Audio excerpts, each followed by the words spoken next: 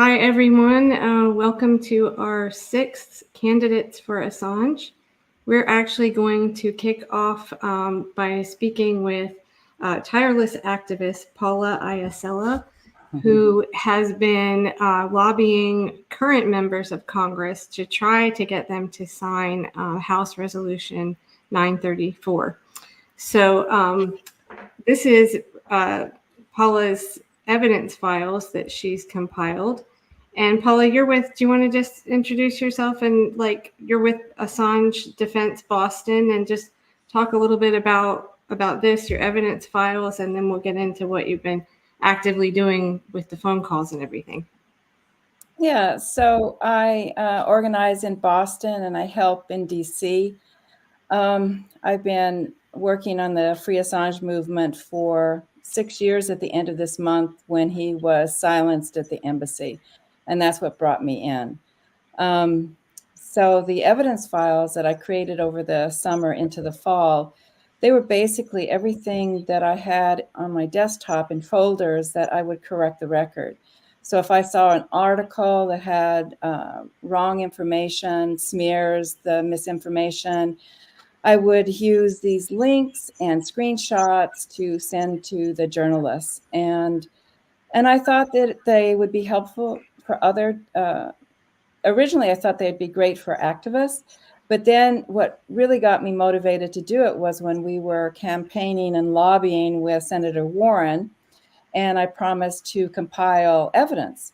And this was my idea of how I would like to read about the Assange case, because it's so hard to read facts and books. But if you see a visual, a screenshot, it immediately kind of sticks in your head, like the CIA, that the Yahoo article and the Dean Yates article.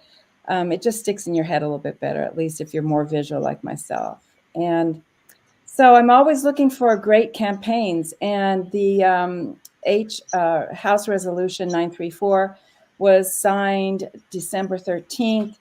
It was under the shadow of genocide and right before Christmas. And it was kind of sprung on us. We didn't expect that. And so it took me a while to digest it, especially with Christmas coming up.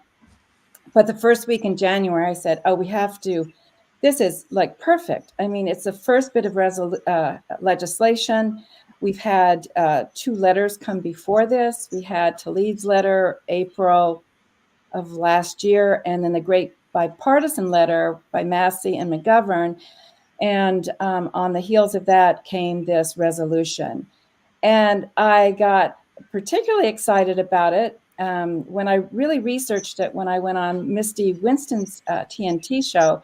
I really looked into it. I wanted to know what was going on, because who knows how these resolutions move through the House and are voted on. So I got excited about it because it was sponsored by Republican Paul Gosar, and the House Judiciary Committee is Republican-led. So I thought the chances of it actually going to a vote and getting introduced, it has been introduced and we're waiting for it to go on the calendar, would be greater now because it's a Republican-led committee. And I just thought of how can I do this? And I started a postcard and I created 2 postcards. And I used one of the one that Ann Batiza is using in the national campaign is actually a quote that she did a whole paper on the abuses, the CIA abuses in regarding the Assange case. And we all know, if you follow the Assange case, you know all the abuses. And she just listed it really succinctly. And I thought that would be good on a postcard. And I asked her, what do you think about it on the Res 934? It's not the resolution, but it's why Congress should get in gear and try to stop the prosecution. And she okayed it. And so we went with that postcard. And Great, yeah. Go ahead. Oh, no, she has a Rumble video as well that she put together. We'll have to maybe share some of that because it is overwhelming. I think when you're talking to people that are just learning about the case, it's just so hard to, absorb all of it. So it's great that you guys, you and Anne have done things like this that, make it a little bit more digestible, as you said. The House Resolution 934, I'm just still shocked that so many of the people that signed the letter, the McGovern letter in November, it was, right, still haven't gotten on board with this. Now, Rashida Tlaib just signed it, is that right? The House Resolution 934, or is it? I think we're going to see more of them join too. You have to remember, they're doing other things like they did a resolution for ceasefire. And like I said, it's under the shadow of a lot that's going on. And I think that we will see more and more people, representatives that signed that November letter. They're going to also come on, I would imagine. And I think the phone calls are really helping, because when I call, they'll say, oh, yes, that's definitely on the radar of, a rep would say it's on her radar. So I think we should expect that more will sign on or co-sponsor. But we have to remember, you can have just one person sponsor a resolution. The fact that there's 10 on there is a pretty good showing for sponsoring. And but I think they're shooting for at least 20 co-sponsors. Yeah, I guess for those of us that have been involved in this for so long, we know how critical it is. So it's hard to be patient at all. Right. But I love this tweet. This was today, wasn't it? Or yesterday, about the TikTok ban. Oh yes, I mean it was so great when I made my calls today. I missed Jayapal, but I was looking and I said, oh my gosh, there's a couple here that voted against it. And it's so nice to be able to call a representative and say, thank you. I'm calling in support of House Resolution 934. But first, let me thank the congresswoman, the congressman for, voting against, the TikTok ban, which is another First Amendment. It's just, and then I can lead right into the Assange resolution, because it's all about the First Amendment. But I think it's interesting. You've got that was mostly Democrats that voted against it. But there have been other cases where, like in the Twitter files, it's been Republicans that responded better to Matt Taibbi's testimony in that. So it's a little confusing. They don't land in the same place on First Amendment. You'd think. But there is a lot of overlap. You see a lot of these representatives. I'm getting to know them because they're overlapping. They tend to. Yeah, I think there's so many layers of this. Like I see a lot of stuff when it comes to TikTok that it's about China. And so then, that is maybe where the Republicans land on that issue. But it's very interesting that Massey, who's been a big part of, supporting Assange and brought his brother, Gabriel Shipton, to the State of the Union last week, that he was the one speaking up about TikTok. So he posted something about being a nerd. His room was 314 or something. I said, well, that's one badass nerd.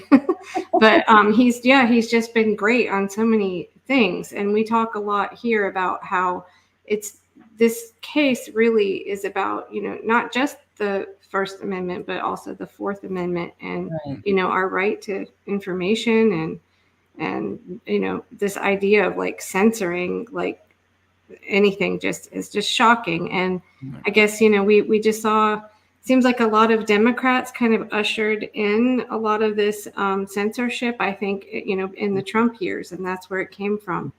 So it's good to know that some people are, I don't know, maybe coming around and seeing that these are nonpartisan issues. They're so important for both sides. So, so what are you're doing is it five calls a day? So you're really every day calling and trying to get other people on board with calling their representatives. Yeah, right? I know it's hard for people. Nobody wants to make these calls. So I try to make it as easy for people. There's 432 active House members, representatives. And I said, no way, can I wrap my head around that many people? So at the very beginning in early January, I was trying to figure out, well, who do we target here? And Ann's campaign is great because she canvasses the whole 432. She got it funded, so every representative will receive 50 of these postcards. But the calling is a different matter. So I narrowed it down to about 125, and I started with half of the Democrat Progressive Caucus, and that's where I started. And then from there, the list grew to like the ceasefire, the people, the 19 who did the, co-signed, co-sponsored the ceasefire. I think that was 786. And then I went to, when I found out that it was a House Judiciary Committee that would be hearing it, then I started singling those out, the Democrats and the Republicans. So I'm working from several lists now. And then the TikTok list comes up. So that will be this, this will be my list that I'm working with for next week's call list. So, okay, so do you want to say like where people can, where's the best place? I guess I know you're really active on Twitter. That's the best place to find that is the you. best place. That is. So my handle is plucille54, but also Paula Isella. You can find it. Okay. And yeah, thank you for having me on. Absolutely. Work, and it's troubled times now. We try to do the best we can and make it easy for everyone. It takes a really, really big village, I think, to tackle these issues. And, my idea about with the candidates is just to say, hey, to these representatives that are in office now, like if you're not going to do it, somebody else is going to come along behind you and do better. So with that, I think we'll bring on our candidates. We actually have one Democrat and one Republican. And Paula, if you want to hang out, that's cool. But I know it's late for you, so if I may, just to meet them, and then I'll just sure. And I mean, is there anything else you wanted to add before you? Not really. I just hope people call. I don't ask anything of anyone that I don't do myself. So I'm actually making these calls, and I've gotten pretty good at it, even though I'm not particularly articulate. If you do it several times in my threads, you can see my husband making the calls, and you can see that they take under 2 minutes. Yeah. So it's so easy to do. And I just, I think of Julian suffering in that. And if we can't give 10 minutes a day, this is actually something we can do. 10 minutes a day for him, and just get off Twitter a little bit and actually, do something that may help. Right. Excellent. Well, great work, Paula. And thank you so much for coming on. Yeah. Thank you, Kelly, and Matthew too. Thank you. Yeah. Thanks, Paula. Okay. So, hi guys. Let me see if I can find a better layout here for you guys. There we go. A little better. So would you guys like to introduce yourselves? We'll start, Preston, you go ahead. Okay, well, hello, good evening. Thank you all very much for the work that you're doing. There's so much research and work to be done on so many different parts, and the world needs dedicated people like you all to do what you're doing. And I am really appreciative of what you do. It's really cool that we have a Democrat and a Republican here. This is a type of grown-up working together that needs to be happening, that Americans want to see.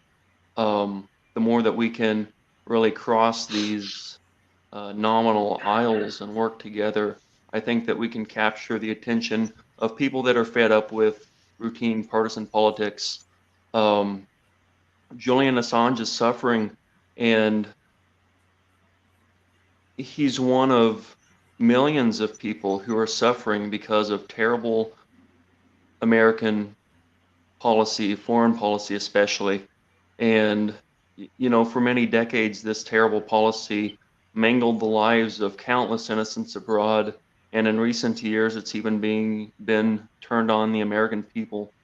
And we have so much to change. There are so many establishment figures that I don't know if they're part of the operation or if they're just ignorant to what's going on. But we have to take back our nation for the people, get rid of all these special interests that are running away with things, that are working to push monetary policy that is inflating away our currency. Anti-establishments anti-establishment candidates like us face a tall order in being elected, but I think that this is a very prime year to do it. I think that Mr. Robert F. Kennedy's campaign for president is a very opportune vehicle for us to make some moves this year. I personally have history working in numerous political parties. My first campaign I ran as a Republican in the primary against the incumbent who I would be facing in the general election should I win this.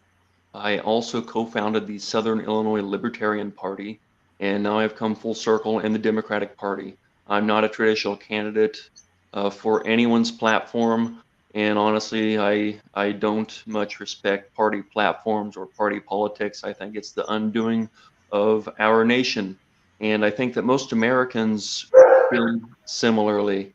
About half of the electorate does not vote because they're so disenfranchised by the people. So whenever someone says, how can you do this in such a Republican stronghold?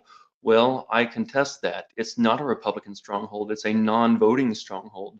And if we do our job as candidates and bring out people to vote, then there will be landslides in our favor.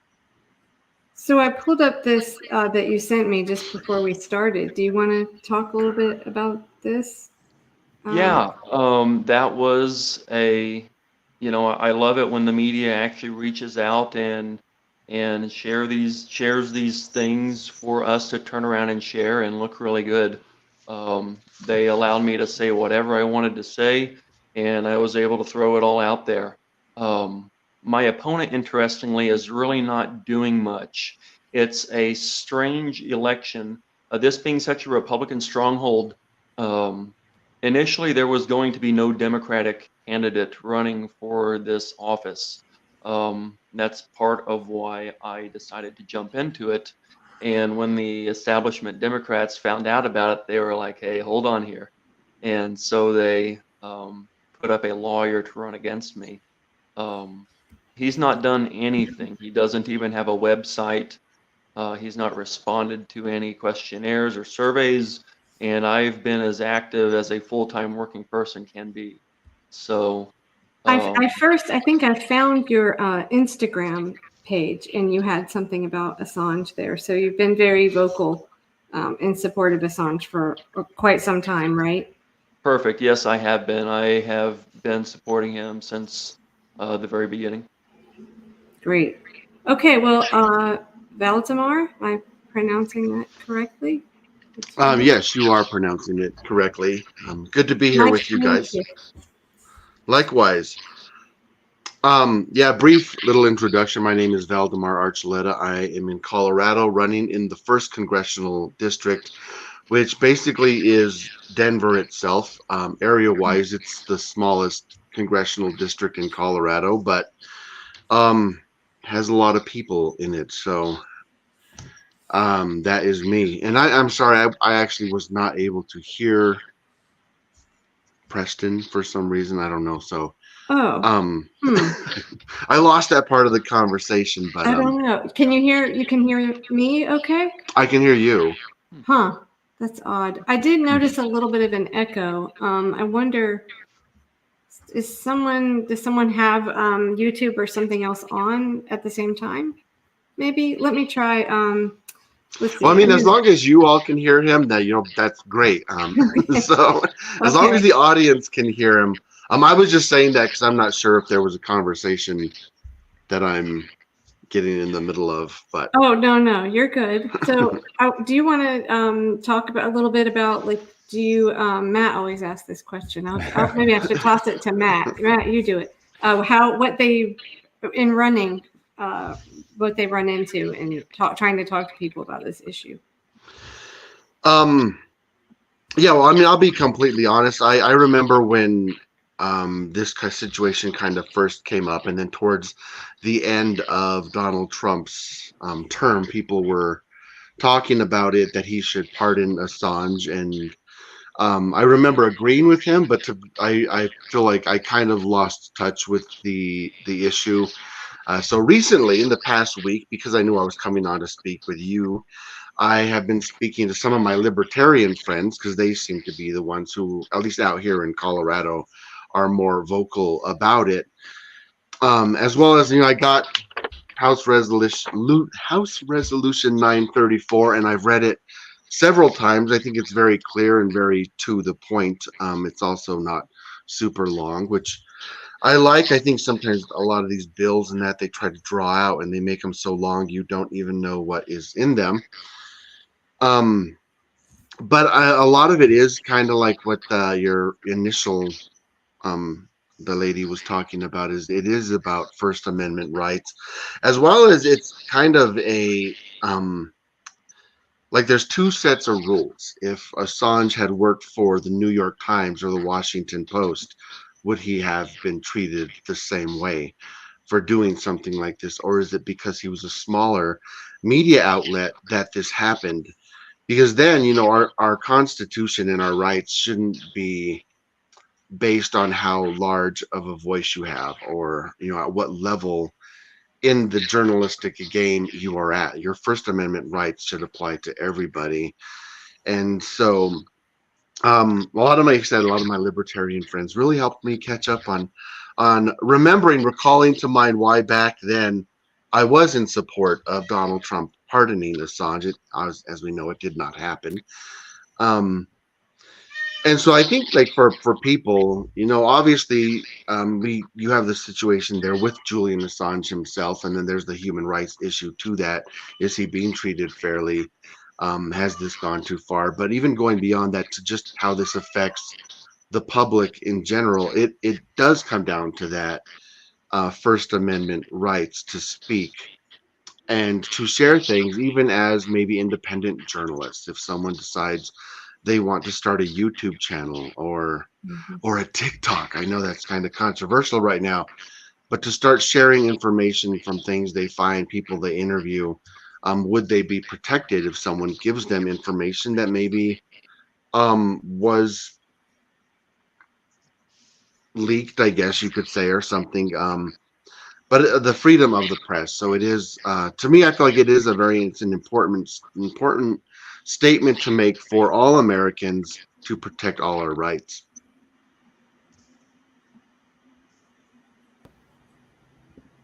Matt, Yeah, I'm going to toss it to you now.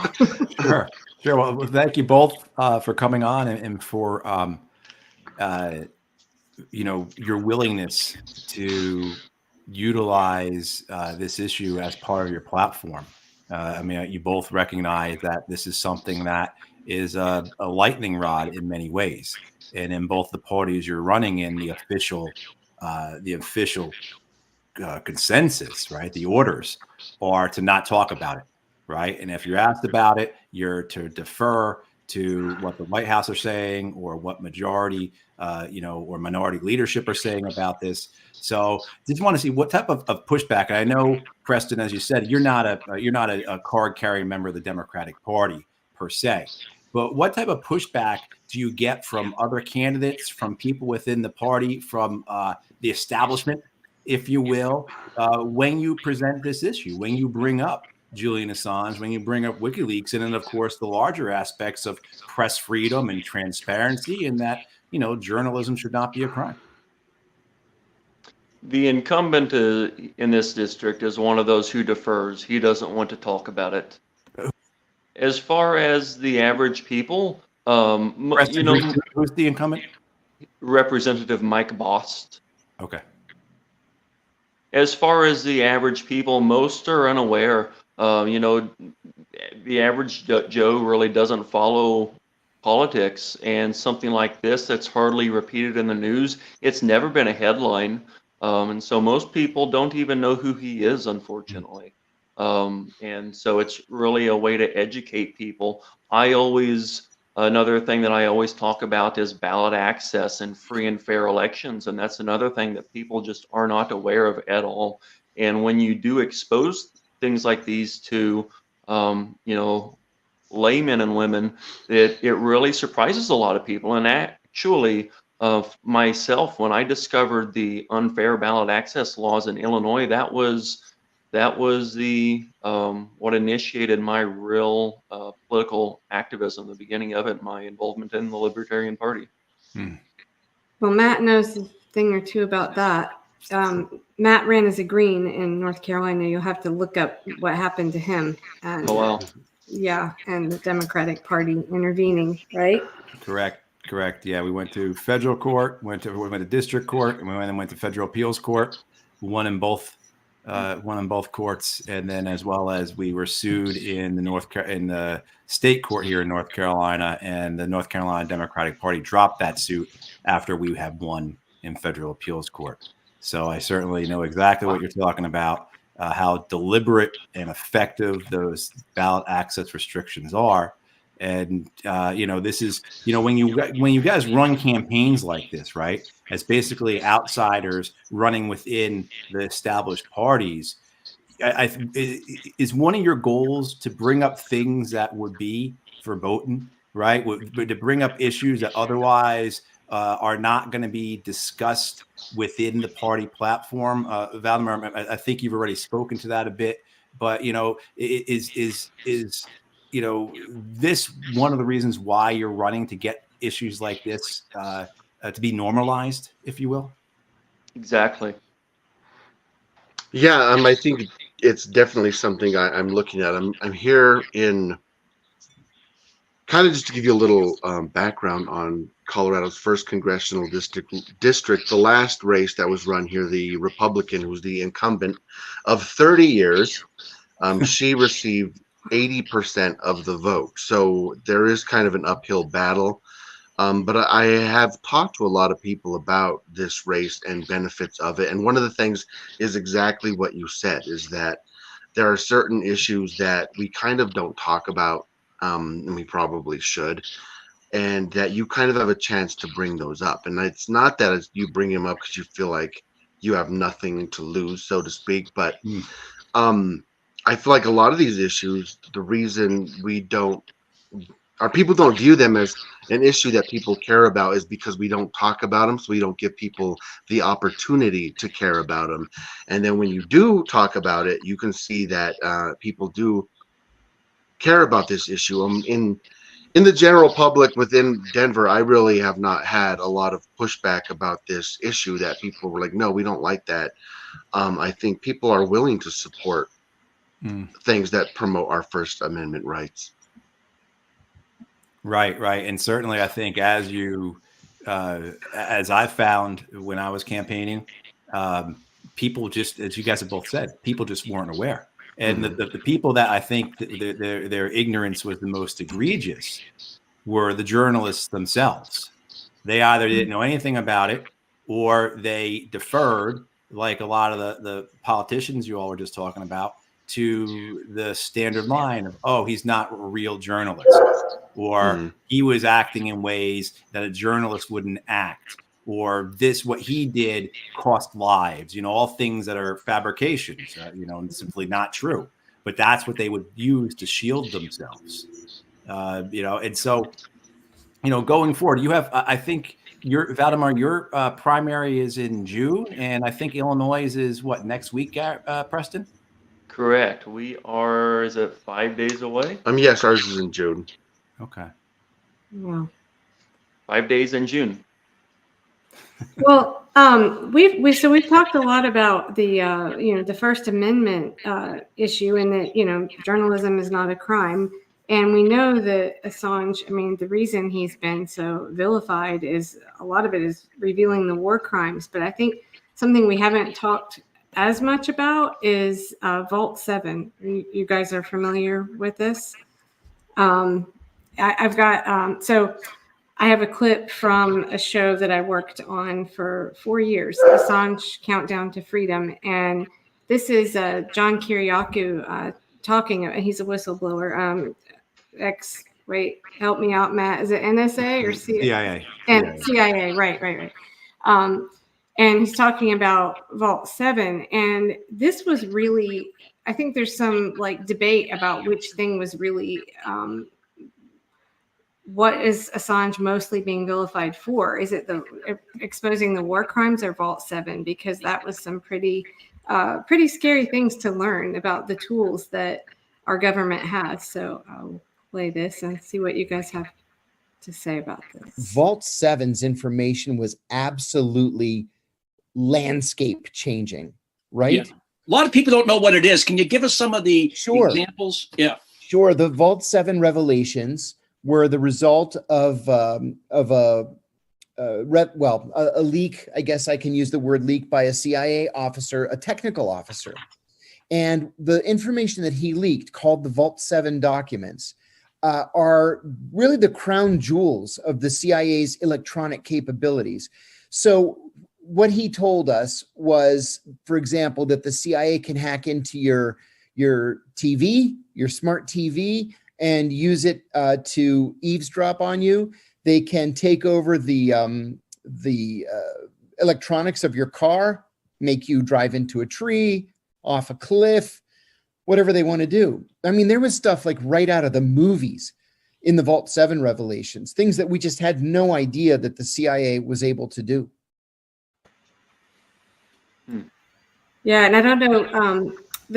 I've got another one this was actually put out, tweeted by WikiLeaks, but it's a Wall Street Journal clip, and so in the clip there's a lot of them saying alleged, but we know that they're real now. I mean, Joshua Schulte, who leaked this to WikiLeaks, got 40 years, I believe, in prison for it.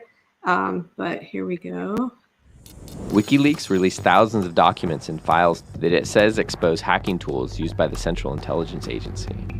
The leaks purportedly show that the CIA is capable of hacking smartphones, computer operating systems, automobiles, messenger applications, and even internet-connected televisions. The series of files, dubbed Vault 7, consists of 8,761 documents and files allegedly from the CIA's Center for Cyber Intelligence. Though many of the tools detailed in the documents are the kind of things you'd expect from an intelligence agency, they provide an unprecedented blueprint for how the CIA could hack individuals they're spying on. Here's how they could work. Say CIA operatives are investigating a suspect in France we'll call John. According to the leaks, CIA hackers operate out of the US consulate in Frankfurt, Germany, using it as a base to cover Europe, the Middle East, and Africa. From the confines of the consulate, the CIA can track John's activities around France. The CIA purportedly has a few techniques it can use to hack into versions of Apple's iOS, the mobile operating system used in iPhones. The WikiLeaks documents detail malware, allegedly used as a hacking tool, that appears to remain on an iPhone even after it has been rebooted, a technique known as persistence. To gain access to phones and other devices, the CIA would exploit zero-day bugs, previously unknown flaws in the operating system's code, that they would collect and store. If the CIA hacks John's phone, it can bypass the encryption of messenger apps like WhatsApp, Signal, Telegram, and Confide that John uses, and collect voice, audio, and messages before the applications encrypt John's text. To track his movements, the agency can activate the camera and microphone on John's phone without him knowing, and retrieve his geolocation. Even if his cell phone's powered off, the documents describe how the CIA can hack other internet-connected devices to monitor John's activity. Working with British intelligence, the CIA developed an attack that can place Samsung smart TVs in a fake off mode. So while the TV appears turned off, in reality, it's functioning as a bug and recording his conversations in the living room. The CIA also apparently has the capability to target John's wireless internet router to connect to his infected computer or access files. American CIA hackers can also allegedly leave false breadcrumbs to mask the operation's fingerprints and make it appear that it was carried out by another country.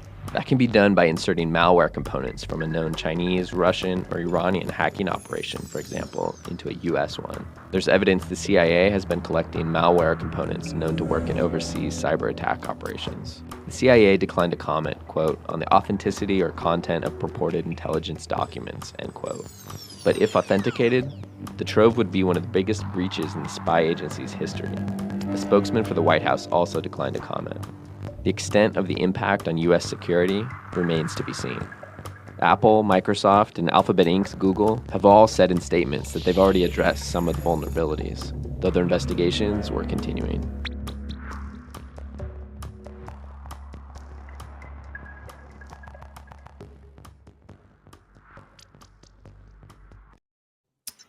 And I think the point to make about what we know about the Vault 7, what the CIA, the capabilities they had, which the NSA and the FBI have as well, is that this is dated. This is 7 or 8 years old by now. Mm-hmm. So whatever they were able to do almost a decade ago, how far have they advanced? But when you see this stuff, what do you guys think? In a sense of that, just what's your gut reaction to this as people who are running for Congress? Is it, you're angry? Are you despondent? What's your reaction to this? I am more angry because, as these different companies, Apple, they say they're working on these, weaknesses in their operating system. There was the PRISM program that Edward Snowden revealed that showed that they're actually complicit in all of this. All the telecoms companies, they're all working with the government. No one is keeping the government out of their software. And it's simple to say that we can expect that all of our devices are monitored. Right. Everything we do is being databased. What are those databases for out in the desert? All of those, all the data centers. That's why they're all out there in the desert. They're compiling everything. And, what insidious purpose do they have for gathering all of this? We can only imagine, but we only do discover, and years later, what they've been doing for years. And this is it's something that people don't realize. And the more that we are able to inform people about what's going on, and then make people to realize that there are actually people out there trying to make a difference like us, then we can mobilize voters to begin to change all of this. Yeah, I was curious, and I found this this Pew poll, and this has really changed in recent years. The concerns that people have, and it was interesting too, because not surprising, but that particularly Republicans have grown more concerned about how the government uses their data. So again, it's shouldn't be a partisan issue, but it is. But I thought that was very interesting, because maybe there is a little bit more awakening and understanding about this. But I do think that this also, we know it ticked off Pompeo for sure when WikiLeaks released this. Kill and destroy Pompeo. Yeah. How did his quote go? We came to still, kill, and what? He talked about how they lie, cheat, and steal. Lie, cheat. I laughed about it, right? And then everyone in the audience laughed and about it. And when you listen to that full quote, at some point, I can't remember off the top of my head, but at some point, it's either right before or right after, he talks about the founder's vision for this country, right? And then he goes on with this, how more undemocratic than can you be? How can something be more antithetical, right, to what the founders envisioned than this untouchable, undemocratic, secret government agency where its head brags about lying, cheating, and stealing, right? And then to get a room full of people applauding him, it is. But I was going to say, Valdemar, what's when you see all this, what are your thoughts on all this? Yeah, I think I am having audio issues. I couldn't hear the audio to those videos either. Yeah, Kelly and Matt, I can hear the two of you great, but I can't hear anything else out. But I think I don't know exactly what Vault 7 is, but going through a lot of the information that was released on WikiLeaks and just seeing the video, I think I can kind of get a gist of it. It is really shocking, and unfortunately, I think that we're living in a time period where the terms conspiracy theory, disinformation, and misinformation are so overused and misused that people don't know what to trust. And when they hear something like this that is shocking, I think there's almost this defense mechanism within ourselves that we think, no, that's not true. This person's just crazy, or they're making this up. Someone lied to them. And that seems to be people's almost gut reaction when you tell them something that seems like, well, how could that be true? Especially because you would think that if this is true, everyone should be talking about it. You should see it on the nightly news on like Fox, MSNBC, CBS. It should be in the New York Times. It should be in the Washington Post, and there should be consequences for people in these actions. And because I did not see consequences, it must not be true, or different things like that. But I feel like maybe I'm weird or I'm the opposite, but I feel like in the last several years, I've actually found that there were a lot of things back before COVID. If someone would have told me this, I was like, "You're crazy. That's a conspiracy theory." And now it's known fact. There's a lot of stuff like that. So I'm always now open to listen to these different things and say, well, maybe that is true. I shouldn't just shoo it off right away. And especially the fact that a lot of people aren't talking about it, even our elected officials and our community leaders. And maybe it's that they don't have the facts they need to really grasp what has happened. Because I feel like, again, like going back, I feel like I was very much the same way. I had to kind of do research knowing that I was coming to talk to you guys. And I have had a lot of people ask, like, how do you feel about this situation with Julian Assange? And initially, I was kind of just quiet on it because I feel like I didn't know enough about the situation to make a statement. Whereas now I will completely come out and say I support House Resolution 934 completely.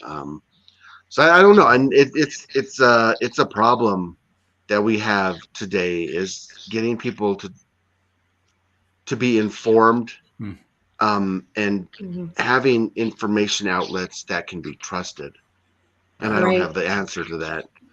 Right. Well, I mean, journalism is just in disarray. I mean, people don't know who to trust. And then maybe that does lead to people reading things that aren't accurate and leads to some spreading of misinformation. But we're in this battle for like control of it as well. And I think that's really scary.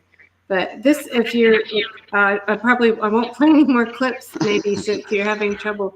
Oh, it's fine. As long as the audience can hear the clips, we're all good.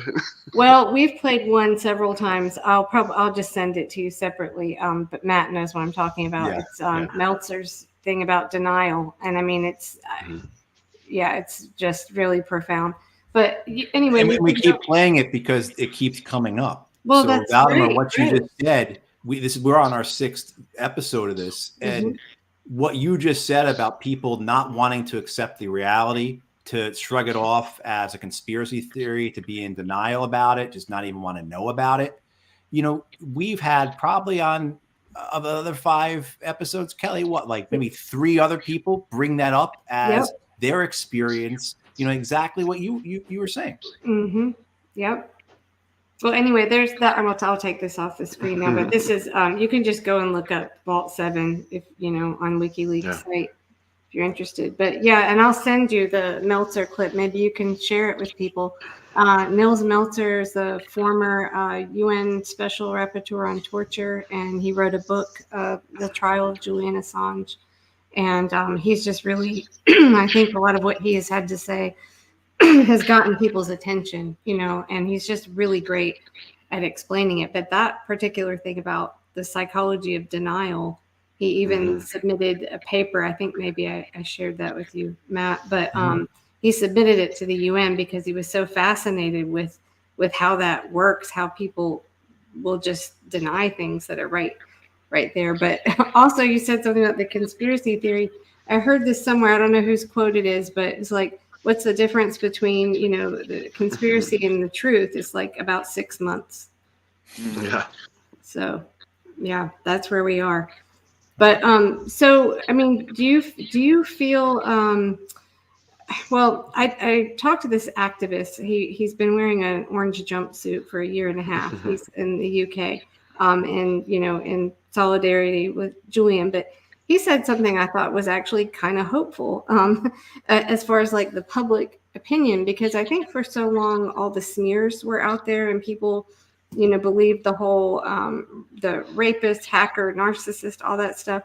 And so I asked him about that, just kind of thinking like, that's still still circulating? Because I still do hear that back sometimes. And he said, no, it's actually been like more of like just they don't know anything. So I think that, I don't watch mainstream media anymore. It's been like 7 years, but I just see clips of things. But it seems to me like we've gone from where they were actively smearing him to now it's like just silence. And I think maybe that's an opportunity, though, to actually get the truth out to people if they're at all receptive to hearing about it. But I don't know, maybe things, like Vault 7 could be, a segue into talking, the fact like, hey, your privacy is being violated.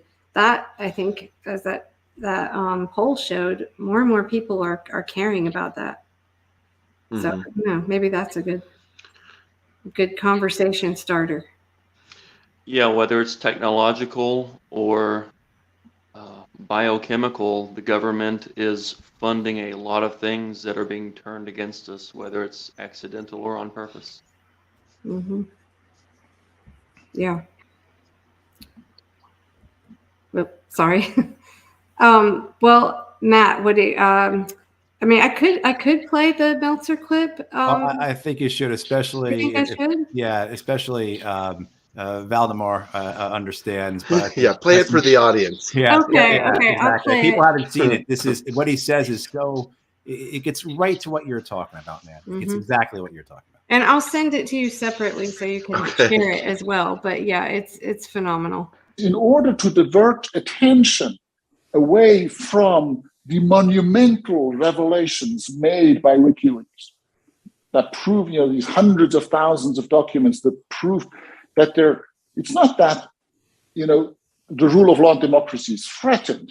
What we can see here is that by and large, it has already been kind of neutralized. There is a parallel universe where intelligence services are cooperating behind the backs of their own parliaments and their own people. And the diplomatic cables give ample evidence for this. And in order to divert attention from the war crimes and that corruption and the torture, it's a well-known technique. You just, take the spotlight and put it on the individual and say, here's a traitor, a rapist, he doesn't feed his cat. You make a simplified, juicy story that the average citizen can understand and can handle, because now he has a scapegoat he can blame, and then the rest of the system remains untouched. So the elephant in the room disappears, vanishes somehow in the shadows. It's very irritating to see that the public allows this to happen. But this is just human nature. This case even triggered my interest so strongly that I studied this together with a neuroscientist and a social psychologist and submitted a report to the UN General Assembly on the neurobiology and the social psychology of precisely this pattern of denial.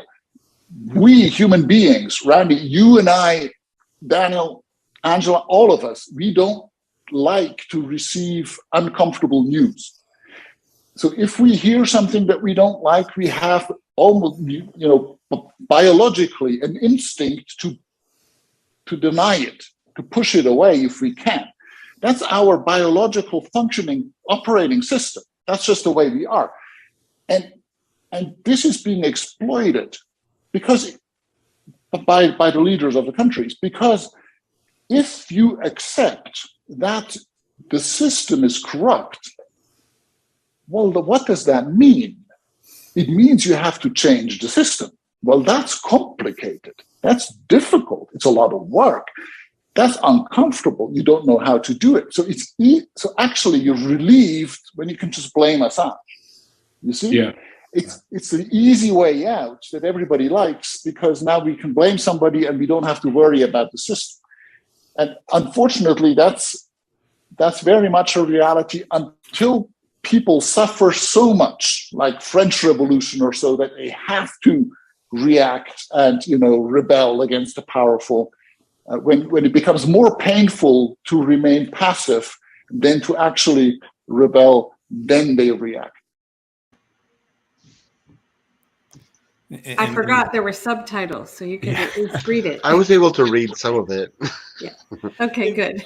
But like he says there at the end, you know, people remain passive until it gets too much, right? Until it hurts too much, until it forces you to react. And so I think as we get towards the top of the hour here, what caused you guys to react? Why are you guys doing this? Why are you guys running on platforms that include Julian Assange and WikiLeaks? Sure, he does raise and yield a lot of insight. One thing that we can do is we can make it easier for people to react. And by our very campaigning in this way and bringing up these issues and challenging the status quo and being the fighters, we make it easier for people to also rise up and themselves do their part in helping to change the system. Something that many people have said, and I recently heard Mr. Robert F. Kennedy say it, if you give me a sword and a little ground to fight on, I will win. And together we can all say that. Right. Yeah, that's why I just applaud you guys for doing this, because it's a lot of work. Matt, you know better than I do. But I mean, you know, I hear a lot from activists that they've lost hope in the electoral politics. And I do understand that. And I do think that, and we had a great candidate on last time, Jose Vega, who's an independent, and he's very much an activist as well as a candidate. But my feeling is it's going to take both. We got to fight it on all fronts. So I'm actually really hopeful when I see people like you guys running, and you know what, you're up against. But I think the more that other candidates, like, you might not agree on everything, obviously you're different parties and everything, but on some key issues like this, the First and Fourth Amendments, I mean, getting corruption out, money out of politics, all kinds of things like that. If you guys connect with other candidates, and then more of the voting, hopefully, will become voters, public, like, see this, then that gives people hope, because we've got this narrative that, like, a third party or independent or small d or small r candidate can't win. But we talked about this last time in the last election, like 80 million was one of the biggest turnouts. 80 million people still didn't vote. Yep. And they don't vote because they think it doesn't matter. But I think they respond to people like you guys. So I don't know. I think so too. I think if we can work together, then we can present options that are otherwise non-existent. I'd love to connect with you, Valdemar, later.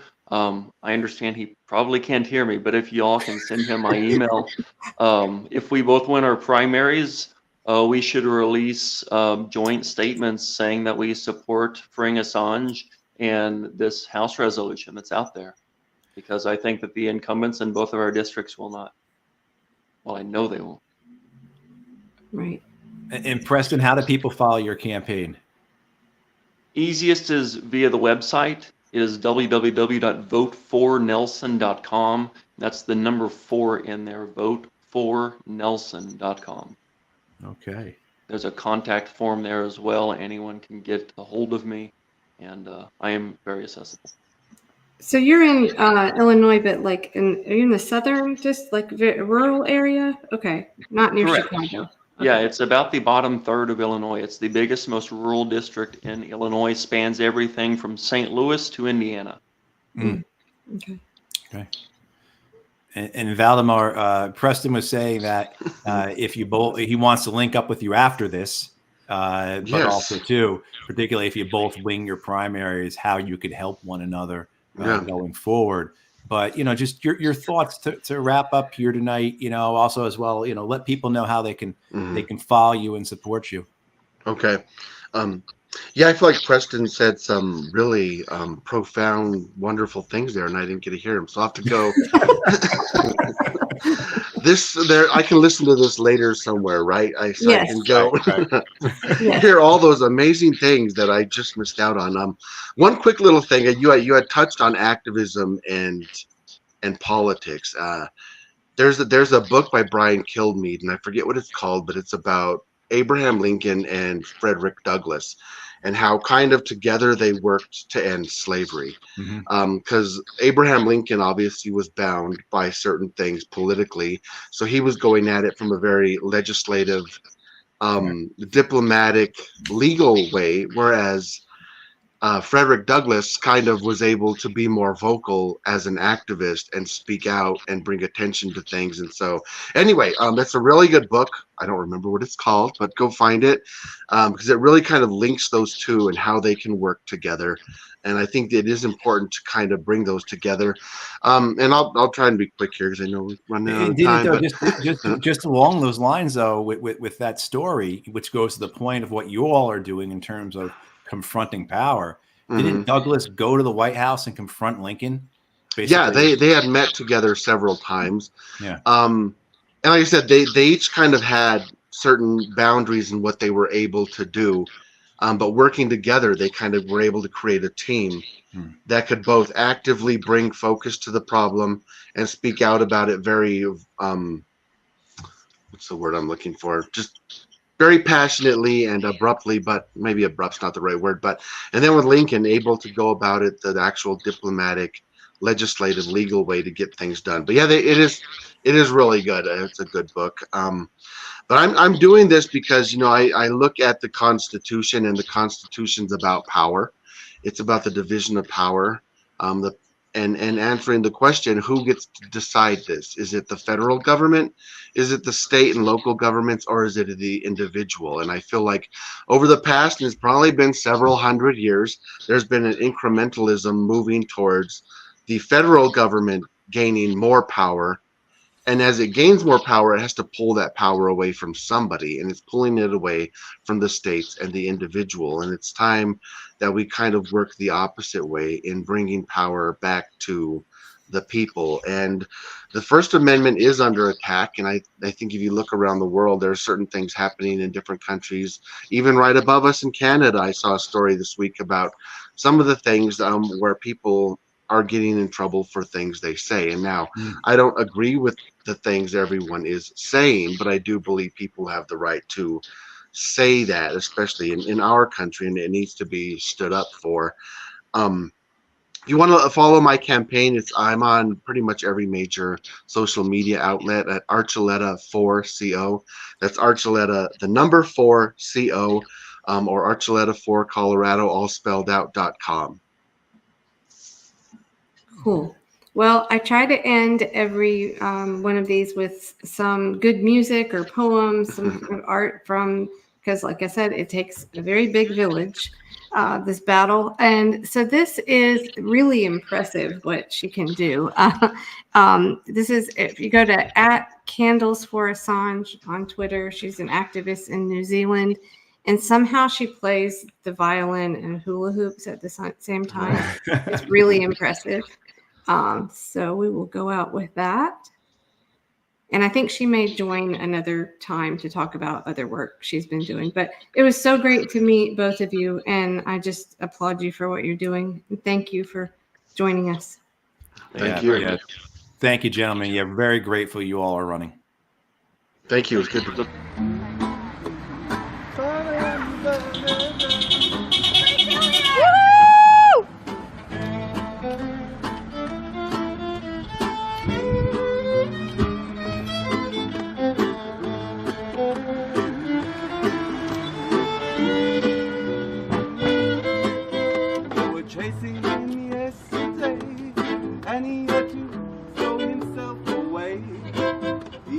take extreme caution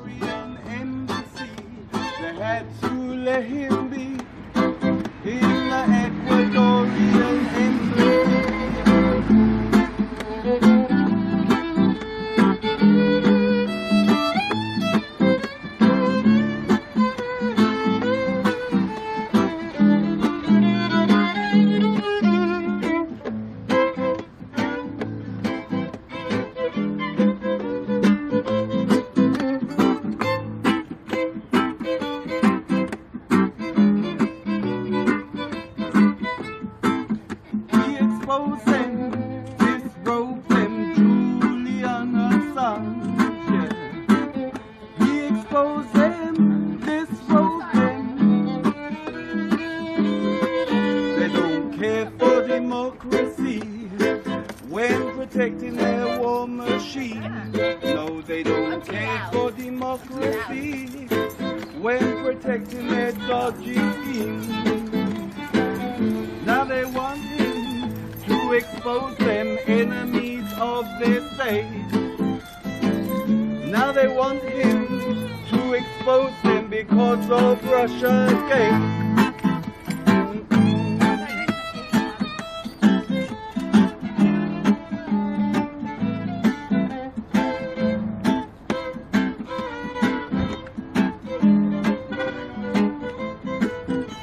What happened to freedom of press?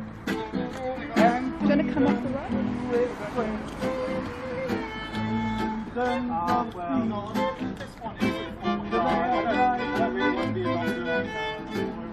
Now they want to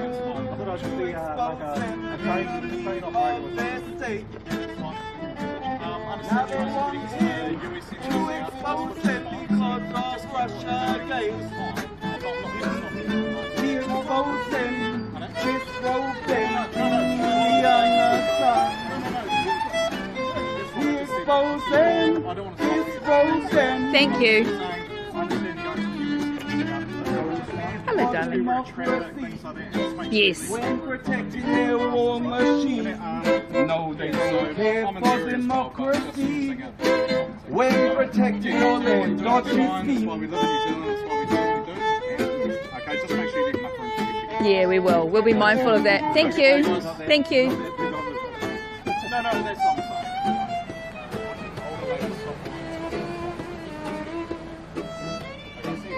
Thank you.